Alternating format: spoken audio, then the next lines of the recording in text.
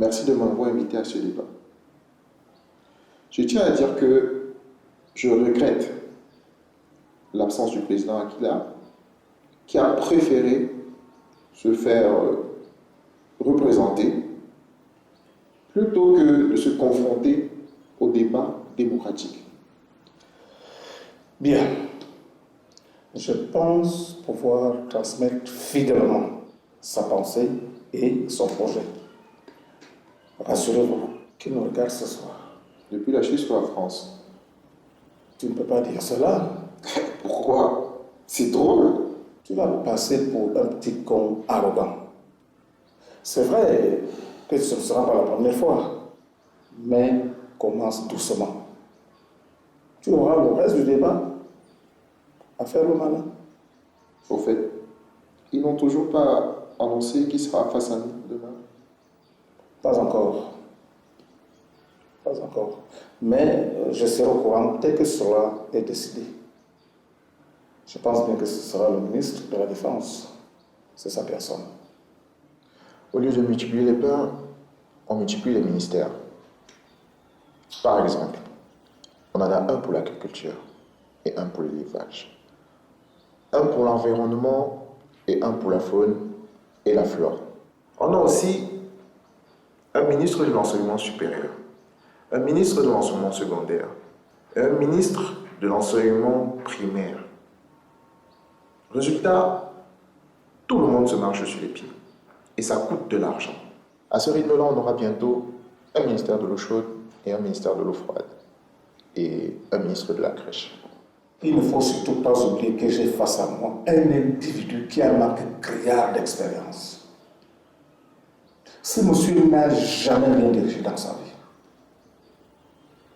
Il n'a jamais été ne serait-ce que délégué de classe. Il n'a jamais dirigé ne serait-ce qu'une tontine de quartier. Et c'est à lui qu'on va confier le sort de notre pays. Je ne compte pas diriger seul.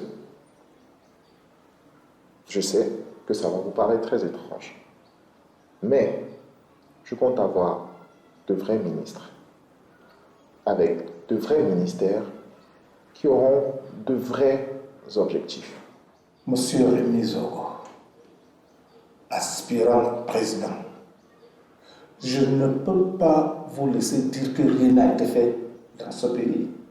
Le chef de l'État a permis la réalisation de grands projets, malgré toutes les crises qui ont traversé notre nation. Évidemment que le chef de l'État a réalisé des choses. Vous savez à quel point il serait difficile de ne littéralement rien faire pendant 20 ans. Même en faisant exprès, vous ne pourriez pas. On parle de dons du chef de l'État par-ci, de bonté du président par-là, comme si c'était son propre argent.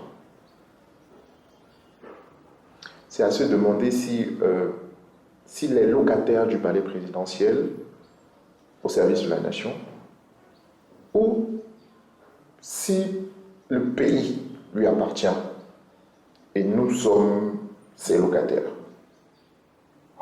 Bon, je crois qu'on est prêt. Là, de toute façon, si on ne s'arrête pas, je serai complètement cuit demain. Qu'est-ce que tu en penses?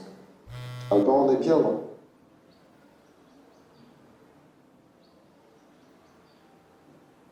Allô?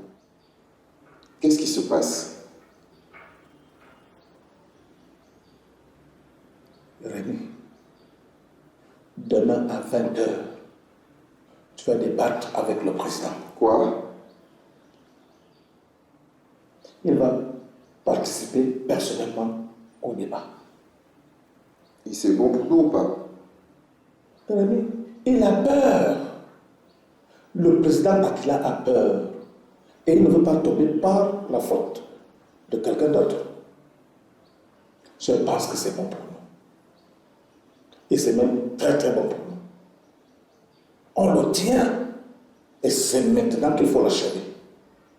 Make La route est encore longue, mais tu vas affronter du monde pour mériter la couronne, va falloir te battre pour monter sur le trône.